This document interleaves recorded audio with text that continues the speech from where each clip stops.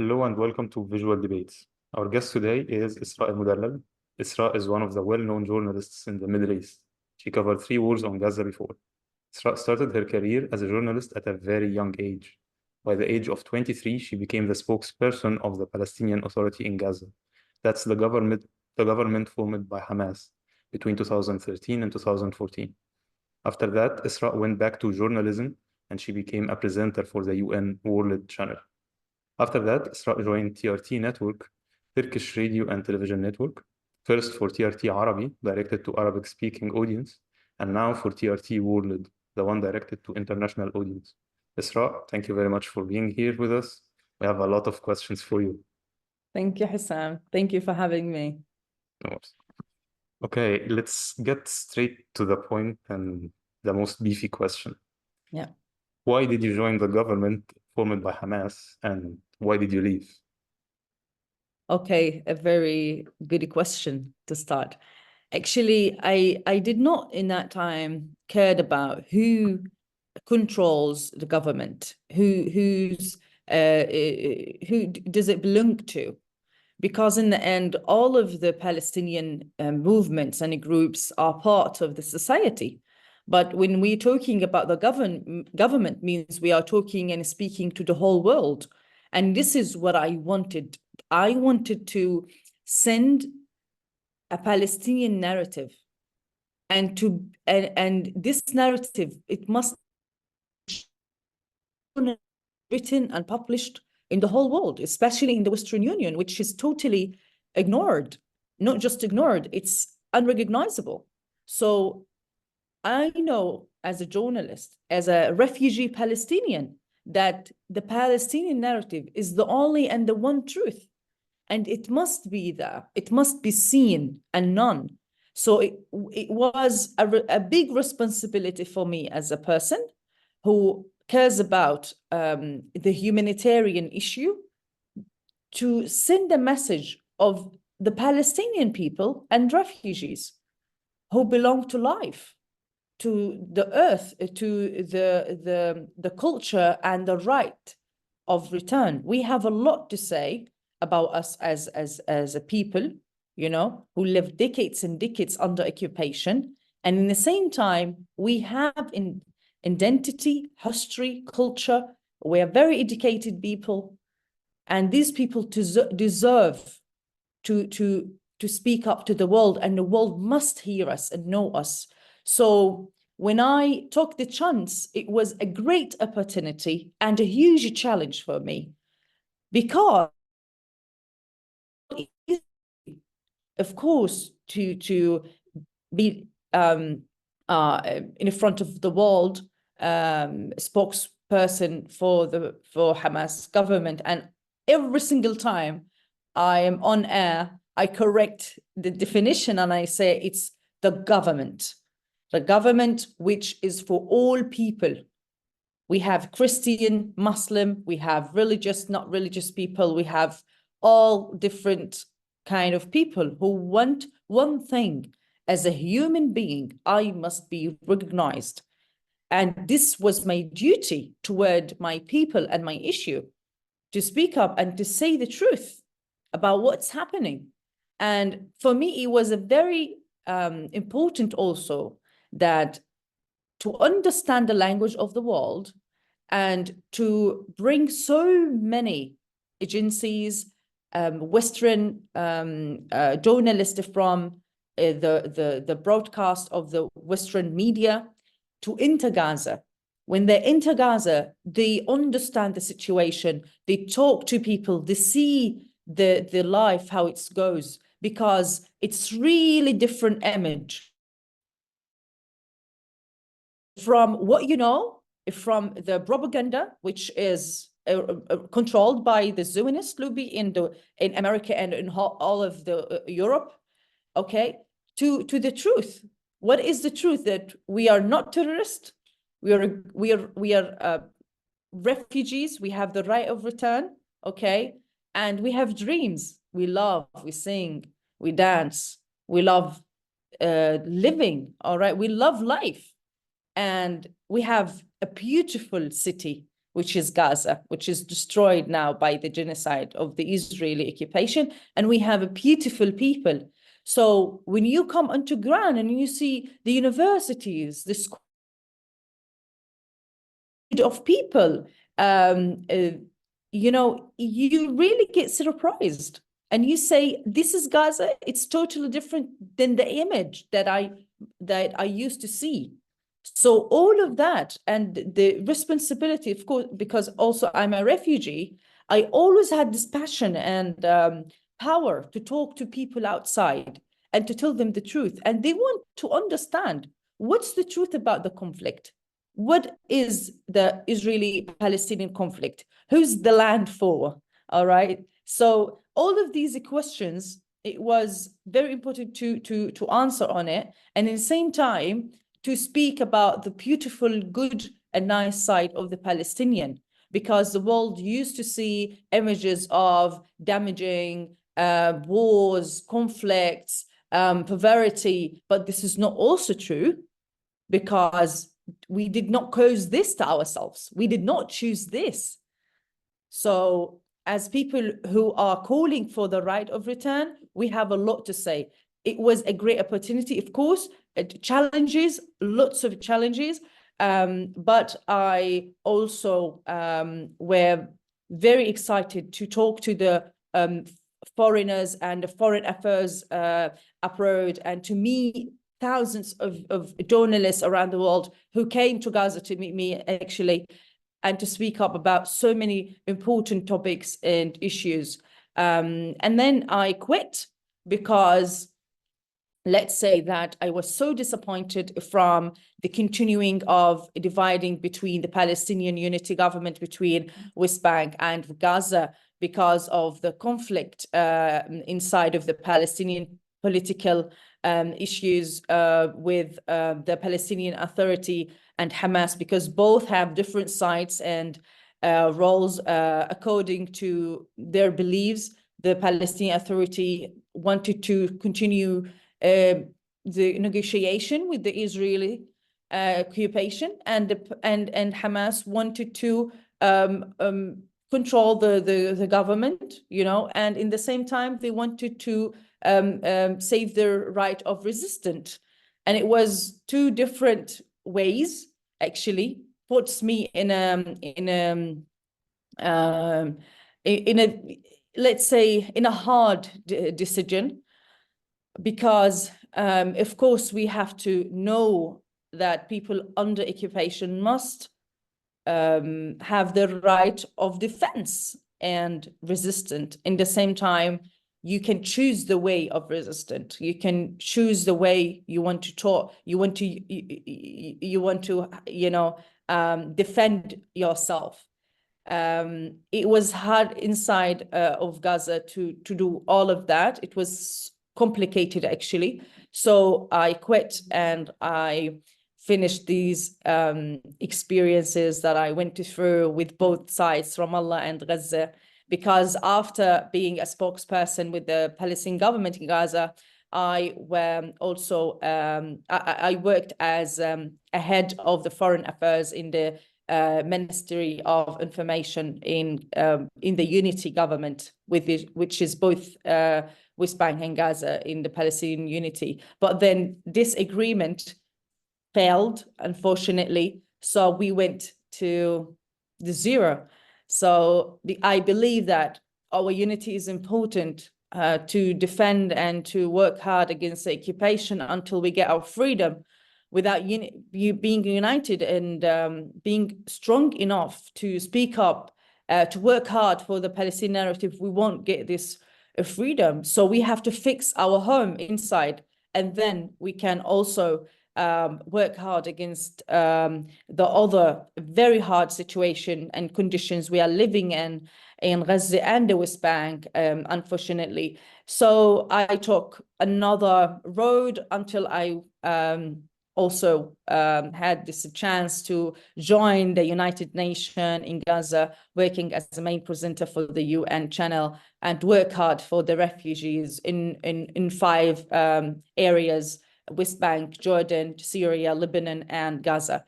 to aware people and to talk about human rights more and more.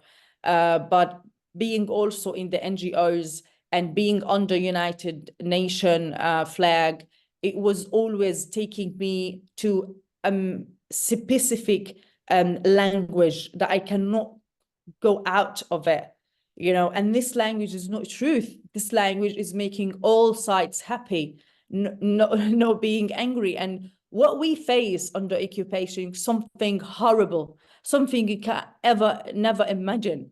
How we live under this kind of attacks and horrible situations. So I did not like this love language, you know. It must be hard and serious enough to stop the suffering and pain.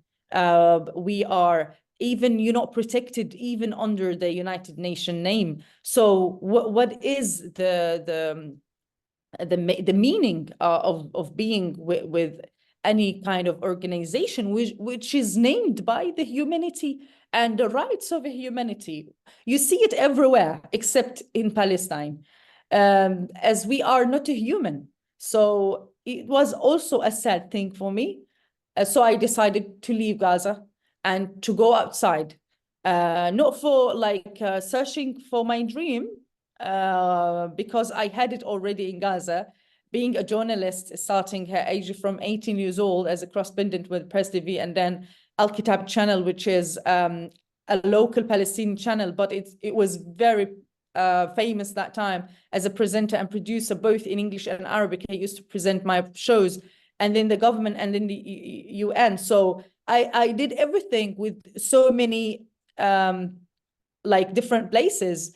And I really was very lucky to get this kind of experience in political law, journalist and life, of course. But in the end, I felt from inside of me, especially after the last war, I left 2014. It was hard. Then when I get married again, 2018, and I had a child, I just asked myself a question: would it be fair for him to live a war as my other daughter left, Maryam? She witnessed the first, second, third, fifth, fourth wars. The last one, this 2023 and 2024, the only war she did not witness. So it was hard for me to take the decision, but I couldn't stay more and I can see the future. I can see what's going on, and I can also see that Gaza is a place where it will never end being the firing, the place, and it will never stop being in a war, because I can see what Israel did, you know, being under siege for 17 years and witnessing all kind of bombing and airstrikes, wars, massacres, attacks, makes people really under a very hard depression. And this took me away from Gaza, not to save my soul, but of course, I am part of my society, but to work hard for the Palestinian narrative from outside. And I went outside. I came to Istanbul and I joined TRT Arabic. Now I just quit also. I left the TRT and I worked there for 6 years in a news international room. But after also this experience, you know, it's like, it doesn't matter where you are, inside or outside. For me, it was much better to be inside in Gaza, because then you will do whatever you have to do and you will make everything you have to do next to people and humanity and the messages of people, okay? But at least you know that we are the one who knows the truth, okay? But when you go outside, it's very hard to tell the truth. very hard to even explain what's going on, because you cannot imagine for one moment, put yourself in a Palestinian shoes and imagine the life, how it goes without electricity, like it cuts for 16 hours a day. Imagine your life without transportation, without fuel, without products, without food, without good water, without wars. And I cannot until this moment see a plane. When I ever go to the airport, I imagine that these planes are militarily planes. So I cannot until this moment even look to the world as it's normal, because I did not live this normal, natural, peaceful moments in Gaza without the sound of the helicopter, the Israeli helicopter, which we call Zannana. This voice itself, it can make you crazy, So it was so difficult to explain the situation and so difficult to live in a world that doesn't care about anything, just cares about the brands, what we will eat, where we will go, how much we have to pay. That's it, So also I'm struggling outside. So this is why I'm always working, getting back to my people, creating my own platform in the media to send the messages from inside. I didn't give up, hand by hand, supporting the journalists in Gaza and giving them the chance and the opportunity with great spaces in a digital world to speak up more and more and to document all of the genocide and massacres which is happening in Gaza.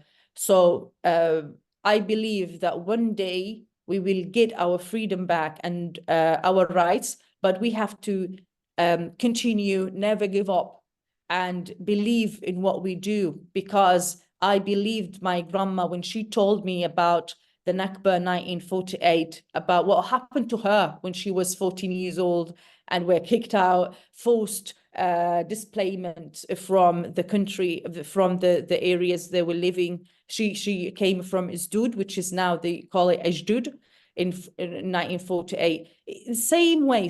I really remembered what the scene and the picture she told me from this reality, which is happening now, the Holocaust in Gaza, by the same using of how they bomb people and civilians, innocent people. They force them to leave their houses. They hunger them.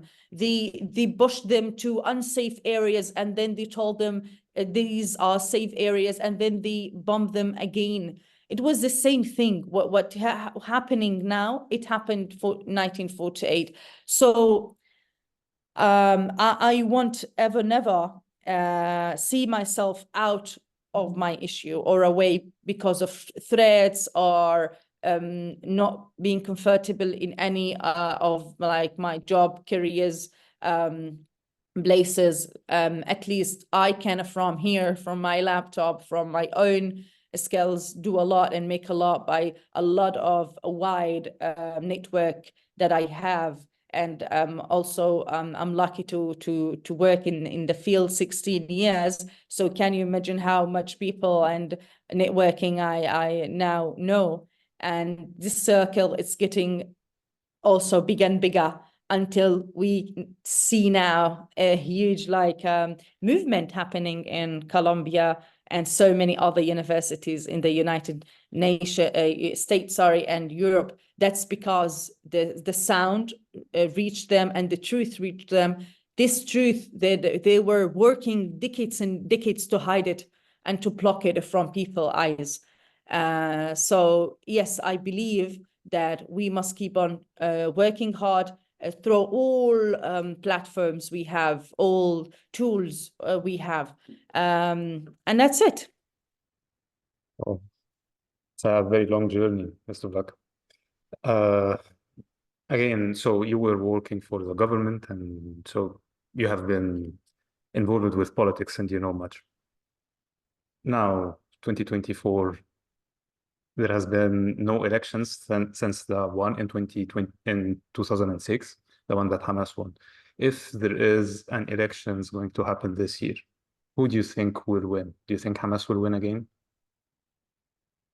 Actually, we cannot expect who's going to win, because in the end, people are suffering right now. And no one puts the blame on Hamas because of the war.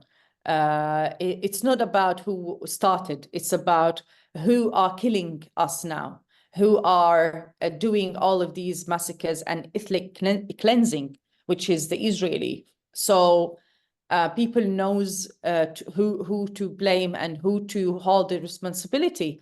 And Hamas is not a power of a state or a militarily independent country. It's a group of resistance which is under occupation. The world wanted to believe it or not. But what is the world is believing that what they see and what they are being told, sorry. So until you see by your eyes, you can understand that this group of resistant and self-defense in Gaza is not the one who you heard about, who cut heads and raped women, which I and the world did not see one image of that. They're very cute people in Hamas. The men are very gentle and they're very educated, by the way. So I don't know who told the world not to recognize them as an authority who can lead the country. But in the end, the people who decide to vote for whom. Actually, the experience since 2006, the year that Hamas won in the elections, until today, it was very hard on people, not because of Hamas, because of the blocks from the world after they did not recognize the Hamas as a Palestinian official government in Gaza. So we paid this belt of not being recognized, the whole borders in Gaza were barely opened, like Karam Abu Salim used to be opened only and available 133 or 100 days only from the whole year. And in the same time, the Rafah border was very hard also. So the world used to deal with us as part of Hamas and used to deal with us as terrorist people. So to see me as not a human being, as terrorist, not as a Palestinian, as one who must be punished and guilty. Why? Because the Hamas won. What shall I do with that? What shall people do with that? In the end, if the world says that or claims that they are a democratic governments, so why did you not respect a democratic decision, which were happening in 2006? I think they wanted to bring someone is very away, much away from the Islamic Brotherhood school, because they were scared of any Islamic, because of the Islamophobia, because of the because we are in a war against Islam, to tell you the truth. But in the end, we don't see it like that. In Palestine, it's a little bit complicated. It's not about religion. It's not about maybe political. It's about the human. It's about the humanity situation. People see it as this, as I am as a human being in Gaza. I want to get my rights without being under occupation, without being limited. So if Hamas is winning again, and I don't think so, after this war, people will ask themselves that we don't want to live this again. Okay. So they might take another road of being away also from the Palestinian Authority, because they're not even recognizing Gaza as part of Palestine. Mahmoud Abbas, the Palestinian president, do not care about us as people who live in Gaza, and did not support or give anything to these people. Actually, he cuts the salaries of the people. He's dealing with the Palestinian in Gaza as Israeli are dealing with them. So I don't think so that the Palestinians will give him a chance to roll again this position, and neither Hamas. So I think this time they will vote for independent people who are in charge to take the responsibility of rolling the government, to support the humanitarian sites, which is now completely destroyed, like the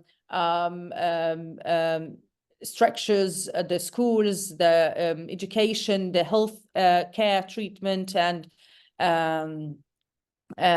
strip. So I think that this time they will look forward for better place with the better conditions, but they will not decide about the resistant, because this is a Palestinian right, whether it comes from Hamas or other parts, because it will come from people themselves. Until the end of the occupation, they will be resistant. But who comes to the government, it must be it must be approved from the daddy sugar, which is America. So it won't be easy to let America, to let an Arab Muslim community and people to decide themselves who to bring to the authority. They are the one who wanted to bring this group so they can control it, being a friend for the Israelis, so they can at least be sure that there will be no problems for their silly daughter or son, the Israeli, which is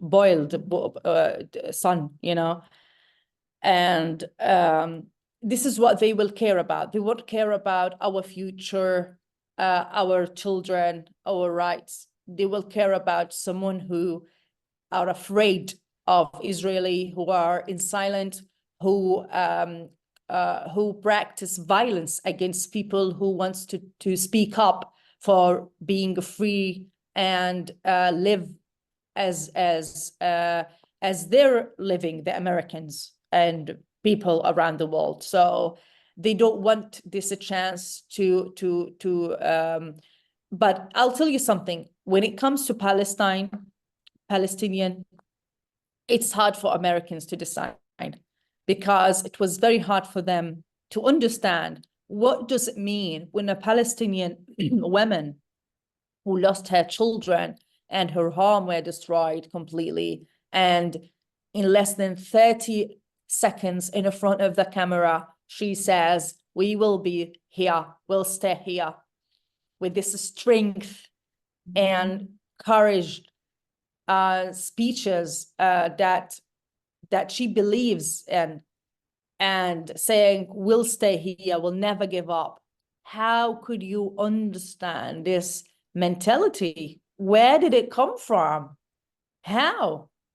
What does it mean when innocent people who owns nothing to resist and to defend themselves and to not leave the land and to give everything they have, they don't even have a problem to be like to lose everything in spite of their freedom and their land. So they won't understand where it comes from. And when these women and these children also of the Palestinian children who came from the rubble, from under the rubble of the destroyed houses, the terrific and horrible bombs all night and day. And in the end, they say, Allahu Akbar, we'll stay, we'll never give up. And these children, what they do know about the children rights, and living, they know nothing. But they know one thing, that this land for them, American will never understand. I'm not talking about people, I'm talking about the government, of course. but the people also, some of them hold this responsibility toward the governments also. So this also questioning leads so many people around the world to ask themselves, what's the secret? And this is how they became Muslims.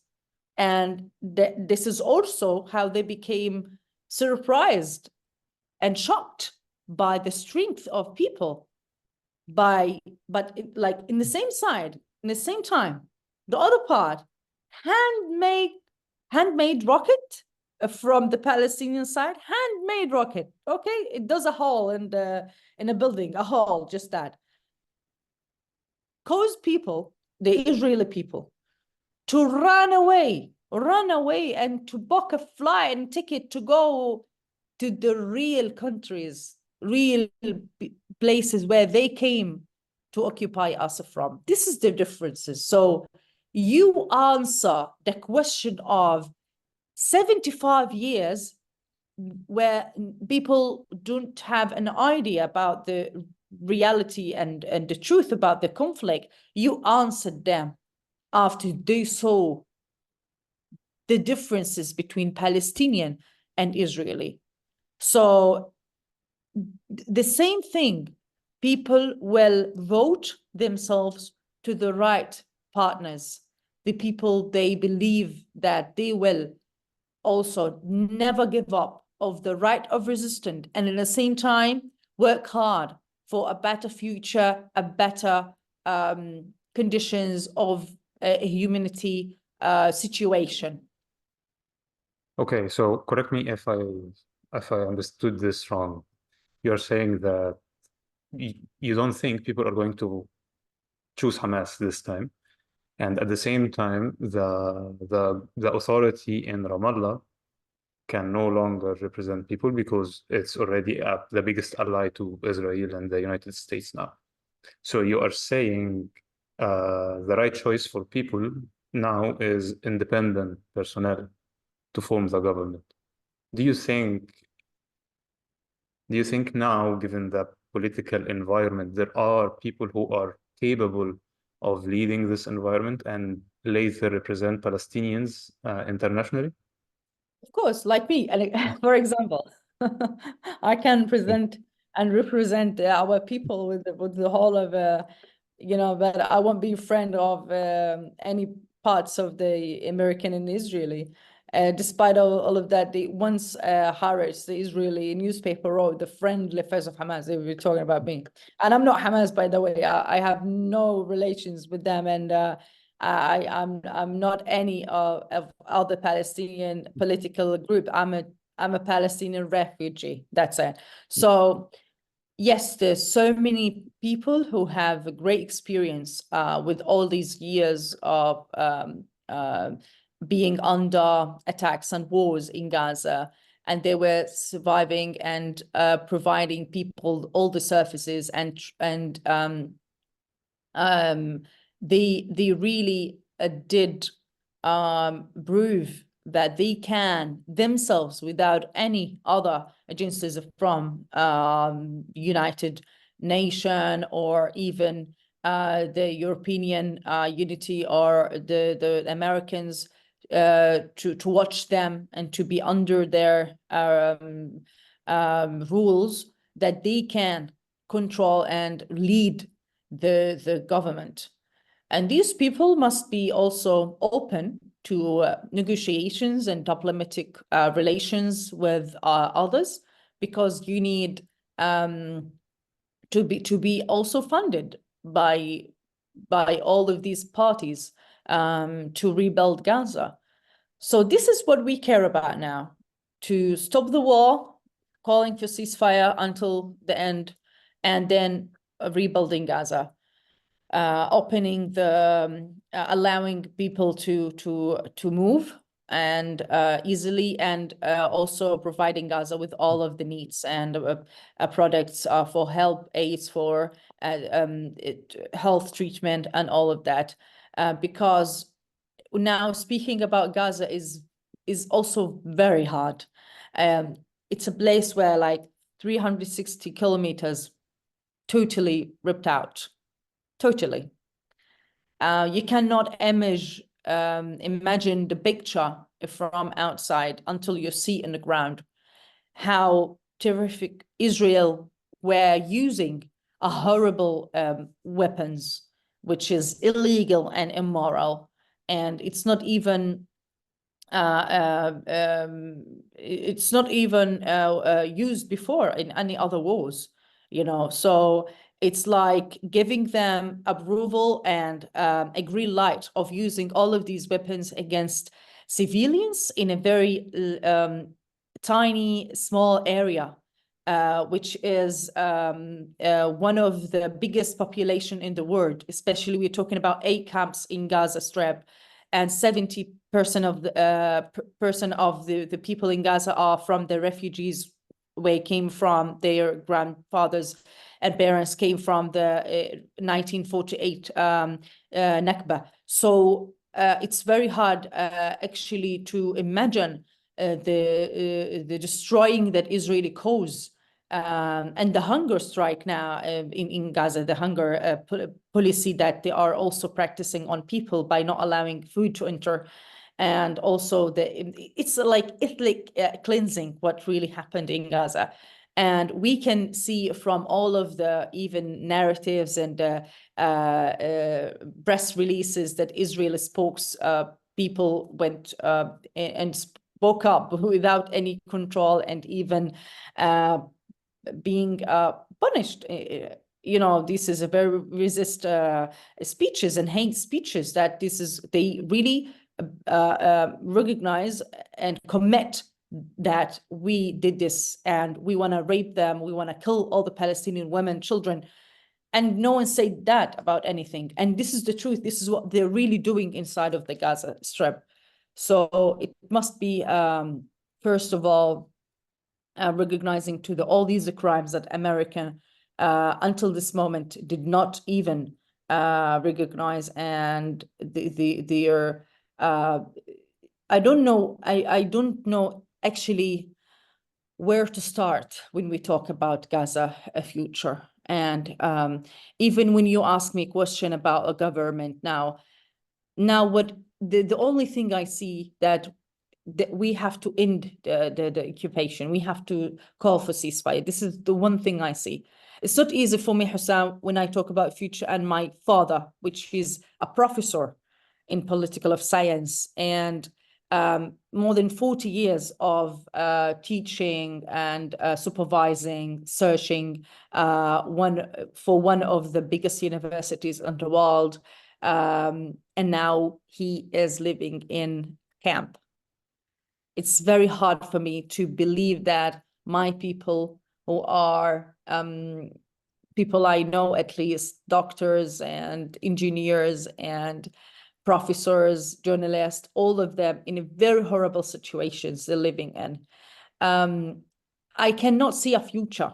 I cannot see a future where we don't have the right to even give the chance of being protected, which is a human right. And I really now upset, and I'm really worried about them, because we cannot save the money. There is no cash in Gaza. We cannot even provide them good water and food. So when it comes to my family there in Gaza, it's very hard, So the world will never imagine what we are going through and what is the situation until they go there, until they know someone there, they talk to someone there, they see the videos and pictures, and all the videos and pictures, it's like 1% of the reality. The reality is terrifying. It's horrible. You cannot ever imagine how Israeli are treating us as animals. And they're punishing us since 7th of October for something people did not decide to it.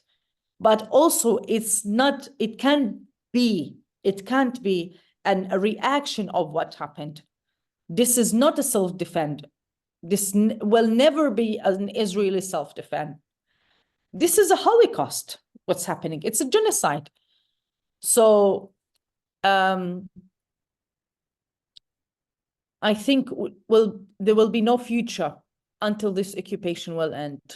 Okay. Even for the Palestinians, even if they will have a government, it will be just like rolling the surfaces. That's it.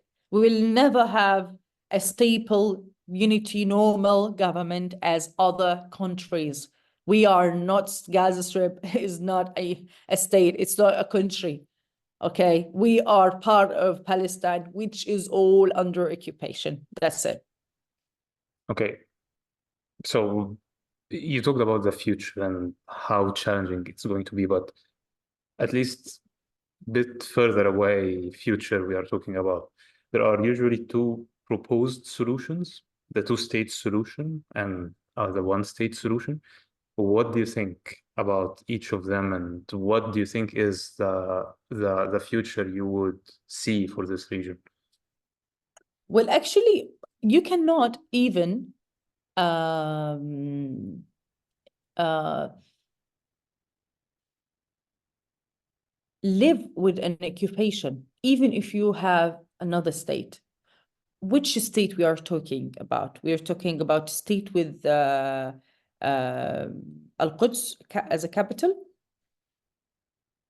They will give us our capital. So let's say an imaginary situation where you go back to the 1967 borders, then it's going to have the East Jerusalem, Quds al-Sharqiyya, as a capital. Do you think the refugees living in Palestinian refugees will accept this, not going back to their land? Well, And the question is, will the Israeli accept this? Imagine if we accept it. Will the Israel accept it? Of course, no. no, absolutely not. But Yeah, no, they will never accept it. These liars, they are calling for one state of Jewish people only. Only. We are not part of that. Not Arabs, not Muslims, not Christians. It's one Zionist state. That's it. This is what they're calling for. And it's none. It's not a secret. They say it, and they always say it. These settlers, these apartheid settlers, like you cannot even, say that they're Zionist, they're Nazi, they're barbar. They are more than that. More than Hitler himself, more than that. You cannot live side by side with these criminals. They enter your home, they rape you, they kill your child, they kick the baby inside of the women, pregnant women. They're criminals. So we cannot live side by side with them. We're not safe. We cannot protect ourselves from them. They're protected by American and the whole world and the Arab world also. So the two-state solution, one thing, if we as a Palestinian accept it, okay, I don't think so, because we are calling for our right of return, okay, and in the end, they won't give us our capital, Jerusalem, and they won't allow Jerusalem to be part of the two-state solution because they believe that this is the Haykal Maz'um. They want to rebuild the wall, and it's religion reasons also. That they're calling for one state of the Israeli only, and it's not only Palestine. They want to have it from the river to the sea, like from the whole area, even like you can go to Iraq and Saudi Arabia, Egypt, all of this area as it's written in their book, and as they say and they believe, and because even their book, they the one who write this book, it's not the truth one. But the thing that it's all of it racist speeches and hate speeches against the others wherever they are, even themselves, like they cannot accept an Israeli liberal, they want religious Jewish Zionist people. That's it. who believe in one state, one people. That's it. And this is actually putting us in another a challenge where you can, even if the new partners of the Palestinian political leaders who are leading Palestine again, which I have no clue about that, but they accept the West Bank and Gaza east of Jerusalem to be the capital of Palestine. If they accepted that, the Israeli will never accept that. And because they are not calling for peace. When Netanyahu says that, he never say we want to live peace by peace with the Palestinian. He never say Palestinian even, you know. He cannot, even if he wanted to do that, the people won't allow him to do that, you know. But then And he, but yes, then the other solution would be to give the Palestinians the right of return and have a one state that have every citizen of this land. But then with all this history of violence, what about Jews who do not leave, who stay? they can stay. They can stay. We are very lovely people. We are very nice people. We love Jewish and we love Christians. We our neighborhoods before 48 were, and they can stay, of course, side by side, not doing any problem. That's it. Not killing, not be violence, and being under one state as all religions. I mean, of course, this is something human and normal, but which is not normal to have weapon inside of your home, and to have settlements and settlers who are walking in the working like in the morning with guns and bombs and rockets. It's unbelievable. Who do you think we are? I cannot hold a knife, man. You know, I cannot kill a butterfly. We are human being. We are so sensitive people. I don't know why they deal with us like that. We could just scare them from anything, and they're horrible. Oh my God, they wear in a very horrible way. They eat in a very horrible way. They speak up in a very horrible way. I don't know from what world they come, really. It's like they are not educated people. They don't go to school. They don't do anything. I know that they don't work, so they only take salaries from the government. But this is useless if they are under our government. They have to work hard and get the salaries from themselves. And it's really living with them side to side. Something makes me disgusting because they are not calling by a human and humanity languages. You know, they have this hateness and violence, like kill a Palestinian and rape them out, go back to, they all yelling, swearing, and then with the Israeli society itself, there are so many conflicts, by the way, because also they think that the other Israelis do not deserve living in Israel because they're not Zionist enough, they're not criminals enough, you know, because some of the Israelis says that we want solution, we want to live peace by like peace with the Palestinian. Because we are very cute, as I told you, everyone can live with us. But the matter is, with these violence talks and haters with others, not just us. They hate all others, all people, you know, not just us.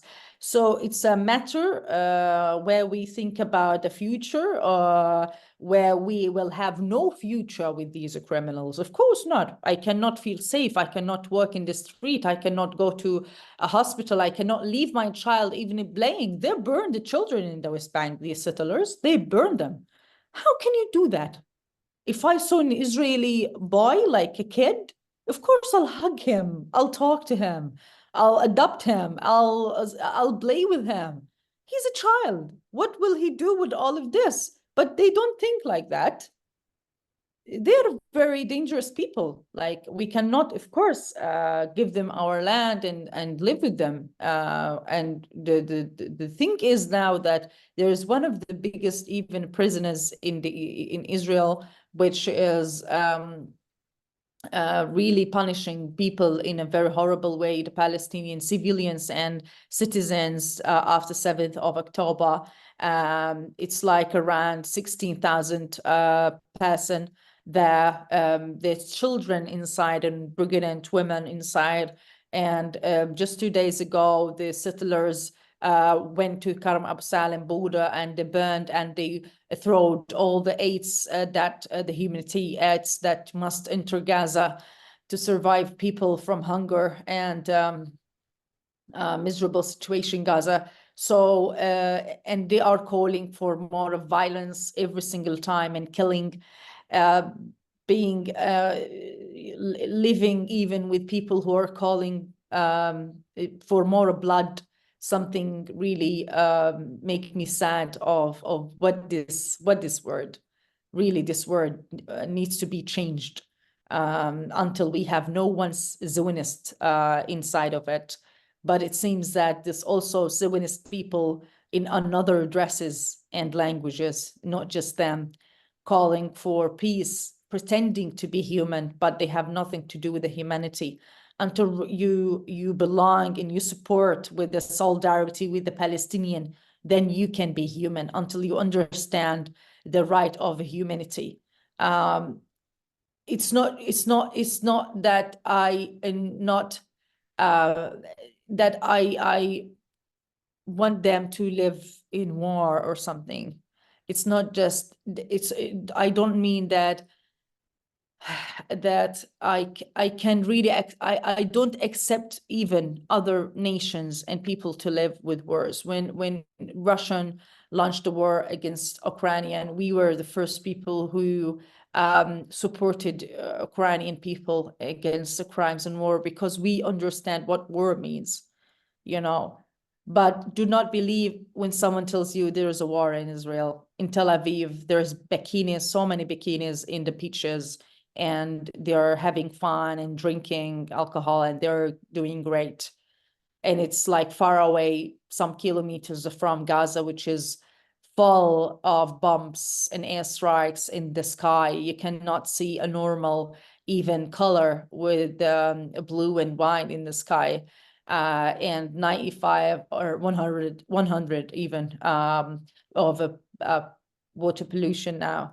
You cannot believe these people accepted to live normal, where the other people are starving, yelling and shouting and screaming from the pain and the blood and bumping sand, losing their people and beloved people and mothers. And they were like totally entire families were ripped out from the citizen calendar. It's a massacre where you cannot believe that this genocide, it's getting now more than 200 days with the silent and with one only narrative, which is supporting, at least officially with the government, that supporting the Israeli and Israeli right of defend. It makes me really feel sad and with no hope that why these people are supported. They are not even, they're not useful people, the Israeli. They have our lands. They steal everything we have. They take from us and they right made in Israel. They lived in our houses. They took our houses. And in the same side, you see Gaza without any supports and a good environment. In spite of that, they created their own world. They are struggling a lot. They're creating hope and giving so much love to the world. And in the other side, they're getting bumps and bloods. We're giving flowers and they're giving us the wars. So it's hard to talk about future with them. you cannot imagine living with them until you live with them. But some people who went to the West Bank and saw the ethnic cleansing by the checkpoints and the resist the wall in West Bank, they really understand what we mean by talking about settlers and occupation. There's no differences between the soldier, the Israeli soldier, and the settlers or any Zionist in Israel. All of them are calling for killing the Palestinian and taking the land. And it's not just them. Like we had Lindsay, one of the American leaders that he were talking about, and he were calling about bombing Gaza with Hiroshima Nawawi bomb to rape them out and to kill them all. So this is the reality we are living in, unfortunately. It's a very sad reality indeed. We have discussed a lot of politics, but you have a very long and rich history as a journalist. So we are running out of time, but we have tiny questions and points that we would like to ask about regarding journalism. So what was the state of journalism in Gaza specifically before the 7th of October and now after the 7th of October? But very briefly as well. It was same. It wasn't different. Without protection, without recognizable, without being supported for the journalists in Gaza from being protected from the bombs and the airstrikes, which is happening. But what was different that after 7th of October, they were targeted immediately and their families. So I know like 142 journalists were killed and murdered by the Israeli forces. In the same time, so many journalists, they lost their families, the entire families, wives, children, mother and dad, and brothers and sisters, and their houses were completely destroyed, to send a message not to talk, not to cover, not to continue sending the pictures and documenting the massacres which is happening in Gaza. So these threats, it's happening because of the people around the world silence. In the same time, there's nobody that is protecting the Palestinian inside, with no equipment, no special cars and movement, no support. And in the same time, we witnessed so many other journalists who lost their legs or hands with bumps and the previous killing, actually, because they want them, they target them with a very sensitive and specific bumps and weapon that kill or cut one of their bodies, that especially which hold the microphone or the camera or their both legs. Like Abdullah al-Hajj, one of the journalists who are working with the UN TV in Gaza. So all of them are targeted, and the people and families and children, like Muhammad al-Alul, who lost all of his children and family, like Wa'il al-Dahdouh, as of course the world knows about him. So many people we lost in this war, from our colleagues, journalists, people, and also journalists, female, that I especially lost my friend Salma Khemar al-Hams. So they don't feel protected, and they work with no tools and equipments. They only use their telephone to document the massacres and genocide. In the same time, they don't have a stable place. They are living in a very bad situation, or no protected place, even lack of food, In the same time, they don't have spots of the internet networking, so they go with very far under the threats of the bombing places to just link one of the internet networking to send a picture or to load a video, and that is so hard actually. At the same time, there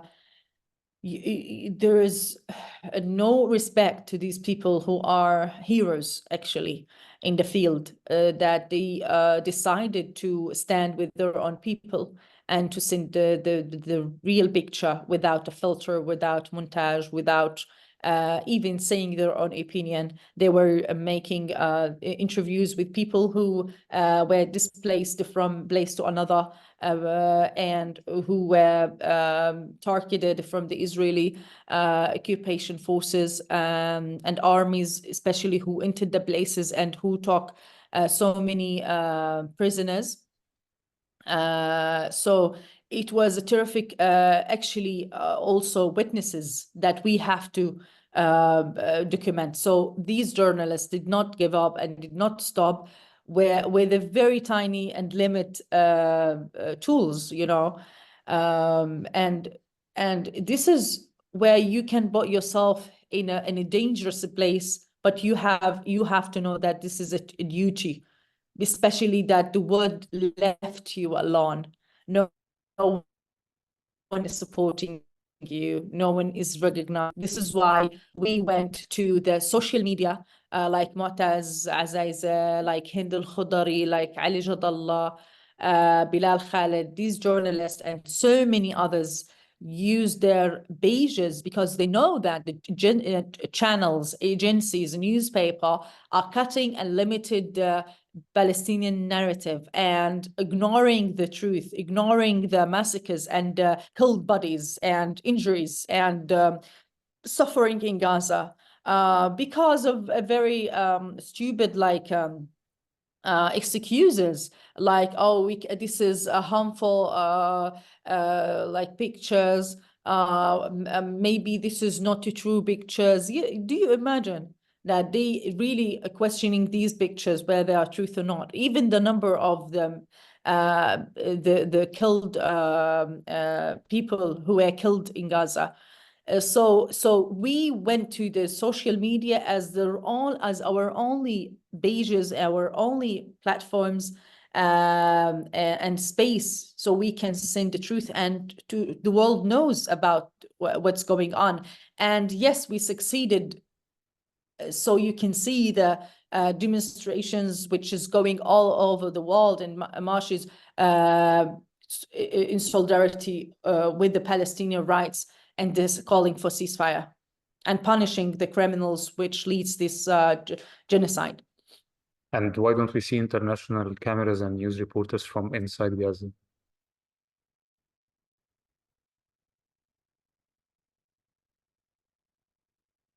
Even they don't want them to see the truth, and also because of the huge targeting which is happening. So actually there were just 2 days ago one foreigner, she were killed. She was working with the World Health Organization, which is related to the United Nations. And 1 month ago, 4 people also working with the Kitchen Worldwide for serving the refugees in Gaza. Also, they were targeted. They were in their car, actually. So this war, they want to also target and kill everyone who comes to Gaza, where they are doctors, NGOs, anyone, actually, because they have the green, red, as I told you, and no one is this spoiled Israel. No one are stopping them, and they don't care. They are above the law. Okay, we have one very specific question, one last question. Yes. It's about the coverage of this war in Germany. Are you familiar with it? We have a specific question regarding. Yeah. In Germany, yes. One of the racist schools in Germany, unfortunately, let's say that, because they actually went extreme with supporting the Israeli narrative with these lies that it will never shown up with the Israeli narrative, which totally support the 7th of October. More than a quarter of people who were killed in Israel, 7th of October, they were killed from the Israeli forces themselves. And that was an investigations by the Israeli newspaper who discovered that. So not being in charge of supporting both sides and being a professional and say what they have to say from being objective. I think this this is something makes me really upset from the Germany newspaper and the way of judging the Palestinian as they are terrorists and always just focusing on one side, one narrative, one picture, avoiding the other one, and making the 7th of October something as a huge something happened and ignoring a genocide against 2 million people, against innocents and civilians, and focusing on militarily who were also part of these crimes, and they were killed. Just little of them, I don't know even the number of them, like 20, 40, 50, by another group of resistant. And why not recognizing these group as a self-defense, not as you say that the Israel self-defense. So that means that a German newspaper and media coverage, it was not professional at all. It was part of the crimes happening against us. It was actually participating, not just being with them. It was participating with these crimes by leading the audience with lies and leading them with false information and one narrative. And this is something really not expected from them, but they want to always just clean their history of what they did against the Jewish. So they want always to make an excuse why we support them. You supporting another hetero, you supporting another criminals. This is what you're doing. And being aware of that, this is why in Germany, we witnessed a very hateness and racist behaviors from the government itself by not allowing the supporters of the Palestinian to go out and demonstrate in the streets. But in the end, we saw people did not give up and calling of the Palestinian right, you see? And there is no other right to call for, actually. What do you want me to call for the right of the occupation? They talk everything. They talk our lives, our dreams, our land, our homes. What do you want more? To call for their protection, to call for their safety? You want them to stay in my country and to put one of the biggest siege in the world is Gaza Strip. And now it's one of the biggest deaths in the world. You want people to be silent, and do you hold the responsibility of 7th of October to people themselves? Why you fighting Hamas if you want to destroy Hamas? Why are you destroying people's lives? And you say that actually in like apparently you say that in front of everyone that we want to get back, we want to take out their lives. Whom? The people themselves. And you allow these hate speeches to appear on your skin as channels. In the same time, you didn't allow for one Palestinian speaker to speak up to explain even the situation. And you actually say that 7th of October is the start. In the same time, it's starting in 1948. So we are talking about 75 years of attacks and violence and apartheid and ethnic cleansing. What is that? It's not war crimes? What is it? Is it a normal thing? What Hitler did, they are doing it now. Are you fine with that? So this is actually not surprising me because all of them are Zionist. That's it. This is the end. Well, we can end with something different. I know that now you have this initiative where you are documenting the stories from Gaza. You Yes. can end with any story that you would like to share with us. I was very sad because my family were forced to display the area we're living in from our home. So they're forced to leave, and it was breaking us, like heartbreaking, when my father forced to leave the home that we built for more than 50 years, and we have all of the memories. So I was like talking to one friend and telling him that I'm not okay, I feel bad, and I cannot believe that my dad now in a camp, you know. And what he answered? He said, Isra, my dad were murdered. Be strong. We have the right. We have to be strong. I know that his father is Shaheed and all of his family, actually, but it was hard for me to live the moment of lose. And when I said that I'm sad because my dad had to leave the home after the Israeli threats, he said, okay, my dad were killed. So pain more than a pain. This is what we say, and we have to be strong. This is the only choose and choice we have. It's a horrible war against the humanity. And it's a big responsibility to all of ours, all of people around the world, to document the stories so it's not forgotten. And we are not numbers. We are people. We have stories and memories and dreams. Keep it up. Thank you for this interview. Thank you very much for being here, and we are sorry for your loss, of course. And no occupation will last forever, right? Especially Yeah. Ukraine. So Free Palestine. free Palestine. Down Israel, end of occupation, calling for ceasefire again and again. Thank you, Hassan. Thank you very much. Thank you. Bye.